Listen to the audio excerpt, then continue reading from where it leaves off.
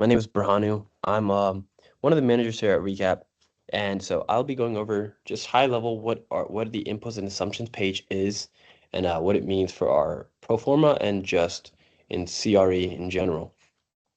Basically, the inputs and assumptions page is just a way for us to keep all of our inputs and assumptions that we're going to use throughout the different tabs, whether it's the loan sizing and amortization page, the pro forma page, the waterfall, just really any of them. It allows us to put our assumptions and inputs there so that when we need them and any other pages, we can just connect the pages, and it makes it easier to keep the numbers consistent and allow us like mitigate any kind of risk we may have, any errors.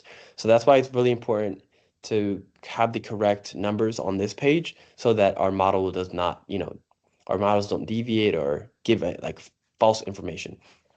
So that's what the input, that's why it's really important to kind of be careful with what we're putting in there.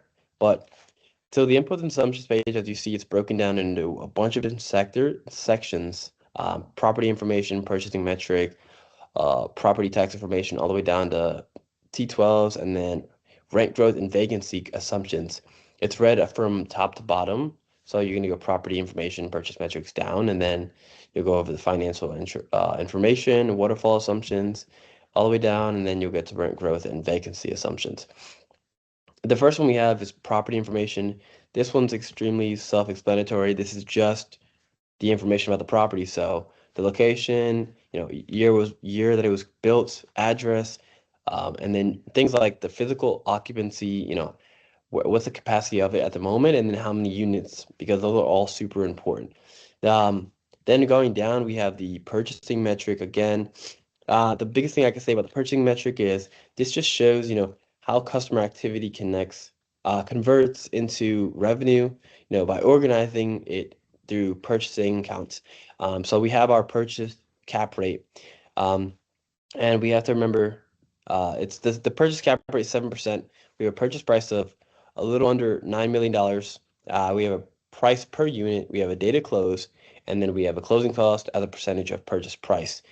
Um, for the cap rate, the higher the cap rate, the lower the price, but usually you take on a higher risk.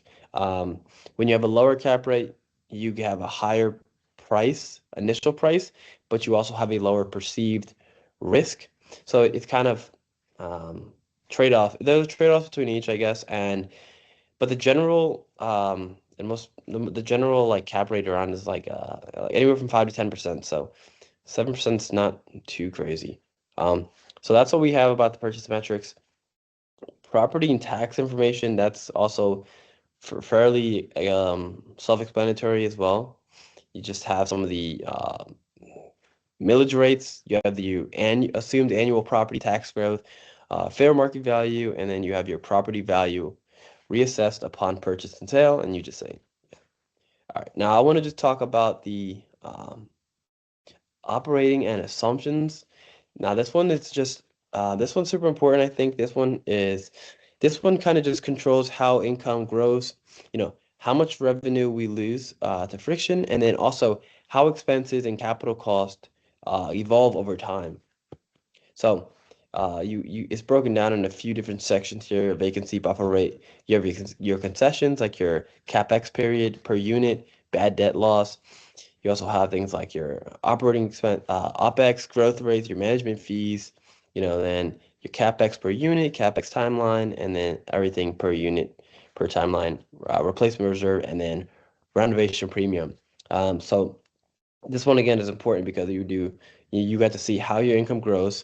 Number two, you also get to see, how much revenue we do lose to, friction, and then three, you also uh, get to see how the expenses and capital, costs do evolve over the period that you have.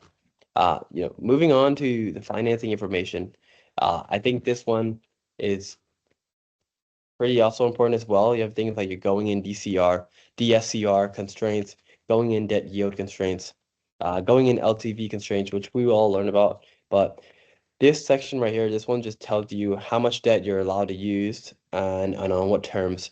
So for your going in DSCR rate, this one just measures, how like comfortable the property's cash flow it is to cover the debt payments. Um, and to calculate, I think your DSCR, you would just do your NOI, net operating income, divided by your annual debt service. For your going in debt yield constraints, the yield constraints, they kind of just tell you how much cash flow the lender earns on their loan, ignoring price and leverage.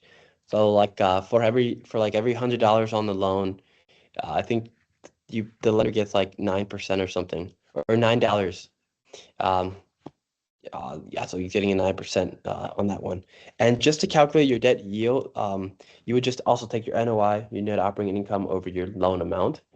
Um, but we'll eventually go over that. And then we have the going in LTV, your loan to value constraint. And for that one, that's just the loan size relative to purchase price.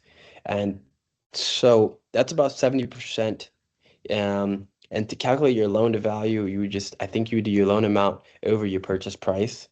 And then you also have the loan origination fee, um, which is also a percentage of the loan amount.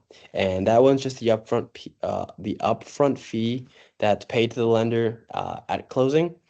And then also you have some of the other ones, but obviously you have your interest rate, which is the cost to borrow money, which is your cost to borrow.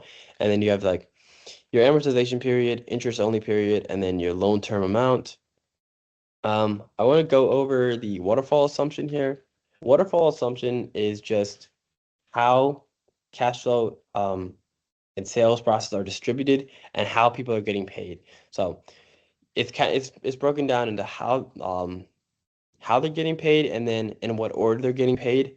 That's so you have your asset management fee, your limited partner percentage fee, limited partner percentage, and then your tier one hurdle IRR, and then your tier one promote. So that's what a waterfall assumption does. Yeah. Next buyer metric, however, the main thing that this one does is the assumptions are used to estimate the exit price, the timing, and the net process. Um, when the property is sold. So you have things like your exit cap rate, you have your hold period, which is going to be 60 months, and then the cost of sale, which is also is a percentage of the sale proceeds. So those are the main, the main ones we have here. We also have we also have the most recent 12-month T12. And so the T12, that's just basically it's a snapshot of the property's financial. Um, It's like a snapshot of how the property is currently performing. It captures things like, I guess, revenue, in-place revenue, and does account for things like vacancy, concessions, and credit loss. And it shows, how the income is converted into net operating income after recurring operating expenses.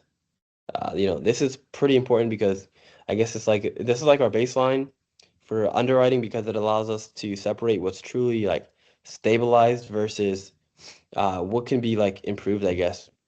Um, and then finally, the last one I want to just talk about, which is on here, which is our rent growth versus the rent growth and vacancy assumptions.